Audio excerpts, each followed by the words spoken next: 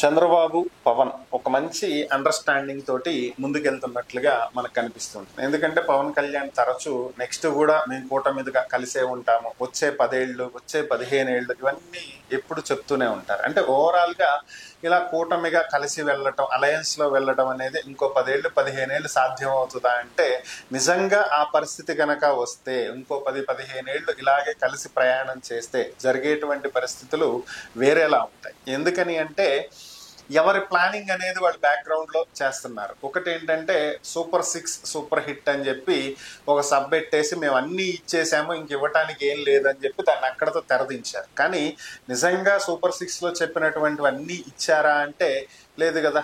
పెన్షన్లు పెంచారు, mega DSC వేశారు, అలానే అన్నదాత సుఖీభావ డబ్బులు ఒక సంవత్సరం ఇవ్వకపోయినా ఇంకొక సంవత్సరానికి ఇచ్చారు. ఇక తల్లికి వందనం ఒక సంవత్సరం ఇవ్వలేదు, ఇప్పుడు ఇస్తున్నారు. ఫ్రీ బస్సు ఒక సంవత్సరం ఎగ్గొట్టారు, ఇప్పుడు 2వ సంవత్సరంలో స్టార్ట్ చేశారు. దీపం పథకం కింద సిలిండర్లకి డబ్బులు కొంతమందికి పడుతున్నాయి, కొంతమందికి కొన్ని ఇబ్బందులు ఉన్నాయి. ఓవరాల్ గా అదే నడుస్తుంది. ఇక మరి ఎగ్గొట్టింది ఏంటి అంటే నిరుద్యోగ భృతి ఇవ్వట్లేదు.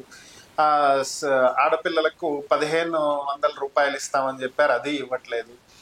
సో వీటి గురించి అటకెక్కించారు కదా, వీటి గురించి మాట్లాడేటువంటి పరిస్థితి కూడా లేదు. ఇక 50 ఏళ్ళకి పెన్షన్ అన్నారు, దాని గురించి మాట్లాడే పరిస్థితి కూడా లేదు. సో కొన్ని జరిగినాయి, కొన్ని జరగలేదు అనేది వాస్తవం. కానీ అన్నీ జరిగిపోయినాయి అంటే ఇంకేం చేయటానికి లేదు, అన్ని చేసేసాం అని చెప్పడానికి సూపర్ హిట్ అని చెప్పి దానికి తెరదించేశారు. ఇంకంటే హిట్ అయిపోయింది కాబట్టి ఇంకేం అడగటానికి లేదు, మేము అన్ని ఇచ్చేసామని చెప్పడం అనమాట. ఇప్పుడు ఇదే మాట ఇద్దరు నేతలు చెప్తూ వస్తున్నారు. సో దీనికి గల కారణాలు ఏంటి అంటే, ఇప్పుడు మేము అభివృద్ధి చేస్తున్నాం, అదిగో అమరావతికి ఇది వచ్చింది, అమరావతిలో మొట్టమొదటి ప్రభుత్వ కార్యాలయం సిఆర్డిఏ స్టార్ట్ చేసేసాం మేము, మిగిలినటువంటి పనులు కూడా జరుగుతున్నాయి, 8 నెలలు అత్యద్భుతంగా 7 అంతస్తుల భవనం కట్టేసామని చెప్పి ఒకటి స్టార్ట్ చేశారు. నెక్స్ట్ అటు వైజాగ్ లో గూగుల్ డేటా సెంటర్ వస్తుంది, ఇటు వైజాగ్ విజయవాడల్లో లులు మాల్ కి సంబంధించినటువంటి పనులు జరుగుతున్నాయి, టాటాకి సంబంధించినటువంటిది మేము ఏపీకి తీసుకొచ్చాము, ఇన్నోవేషన్ సెంటర్లు స్టార్ట్ చేసాము, ఆ కంపెనీ వస్తుంది, ఈ కంపెనీ వస్తుంది, చూసారా మేము అద్భుతాలు చేస్తున్నాము.